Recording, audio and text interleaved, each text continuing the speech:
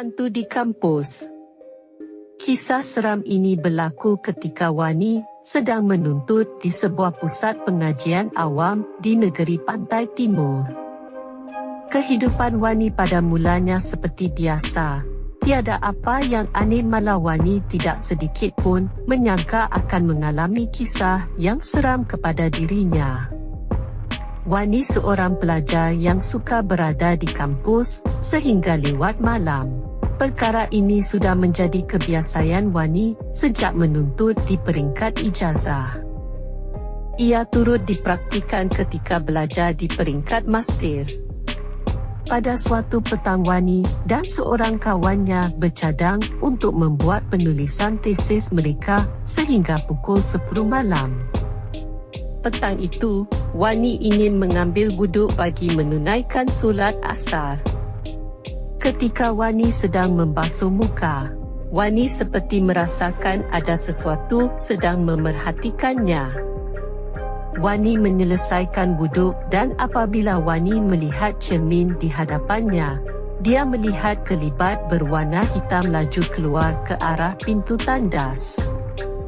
Wani terkejut dan menoleh ke belakang siapakah kelibat yang berlalu pergi, dan Wani dapati tiada sesiapa pun.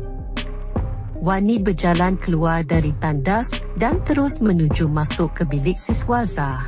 Ketika dalam perjalanan ke bilik siswaza, Wani berasa seolah-olah sedang diikuti oleh sesuatu di belakang. Tanpa menoleh, Wani mempercepatkan langkah. Wani menunaikan solat asar dan terus menyambung tugasannya sebelum ini. Wani hanya berdiam tanpa menceritakan kisah misteri yang baru Wani alami tadi kepada kawannya. Malam semakin larut, sedar tidak sedar hampir pukul 11 malam. Mereka mengemaskan barang dan bersedia untuk balik ke rumah. Wani menyangkakan hal itu hanya setakat itu sahaja. Semasa Wani pulang ke rumahnya untuk membersihkan tubuhnya dan terus berehat, Wani merasa trauma dan seakan ada yang sedang melihatnya pada tingkat atas rumah dalam keadaan terapung. Bilik Wani di tingkat atas. Apabila Wani berada di rumah di tingkat bawah, dia sering melihat kelibat berlari menuruni anak tangga. Dan ketika Wani membuat kerja, Wani dapat rasakan ada yang melihat Wani di belakang. Apabila Wani menoleh, tiada apapun yang kelihatan.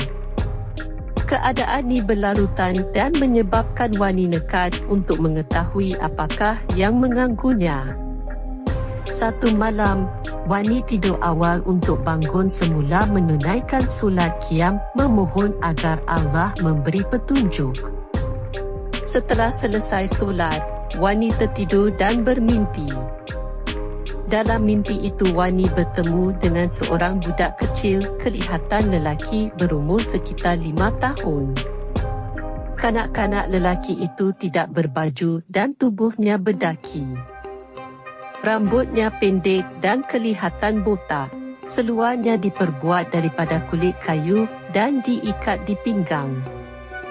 Kanak lelaki ini suka mengikut Wani dan sentiasa berada di sisi Wani walau ke mana Wani pergi.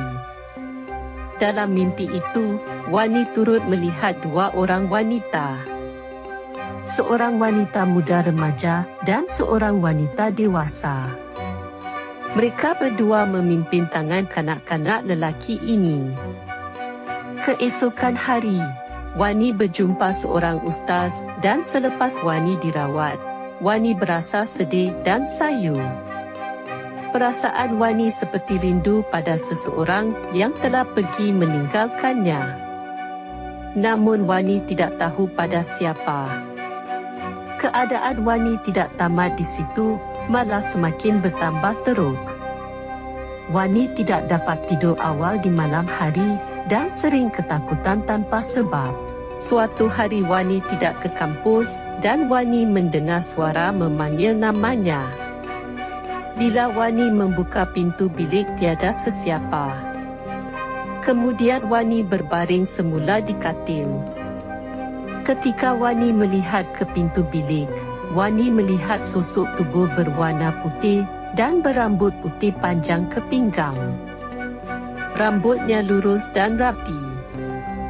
Muka sosok itu tidak kelihatan kerana dia menundukkan wajahnya. Wani ketika itu sudah agak itu bukan manusia dan ianya adalah jin. Wani pun tidak menghiraukan dia. Dia menghampiri Wani dan duduk di sebelah Wani. Wani memejamkan mata dan menarik selimut. Wani tidak mahu melayan si dia yang begitu bersungguh untuk berkenalan. Apabila Wani membuka mata dan melihat ia masih di sebelah Wani. Dan Wani katakan jangan kacau saya lagi. Tiba-tiba Wani melihat, ia pergi ke pintu bilik dan hilang bersama helaian yang panjang. Hiiii, hiiii, hiiii, hiiii. Wani terus bangun mengemaskan barang keperluan dan terus keluar dari rumah tersebut. Semasa Wani keluar, Wani cuba menoleh ke arah belakang. Alangkah terkejutnya Wani, dia melihat sosok tadi masih ada di pintu bilik sambil berpaling ke arah belakang. Wani teruskan lari keluar dari rumah itu dan pergi berjumpa dengan ustaz lagi sekali. Wani menceritakan segala-galanya yang terjadi kepada dirinya sejak awal kepada ustaz itu. Ustaz itu menganggukkan kepala dan memahami situasi keadaan Wani. Ustaz itu terus buat rawatan kepada Wani. Lebih kurang sejam, selesai ustaz itu merawat Wani. Ustaz itu beritahu Wani bahawa insya-Allah, tiada lagi gangguan makhluk halus terhadap Wani. Selepas buat rawatan dengan ustaz itu, Wani tidak lagi diganggu. Hidupnya kini normal seperti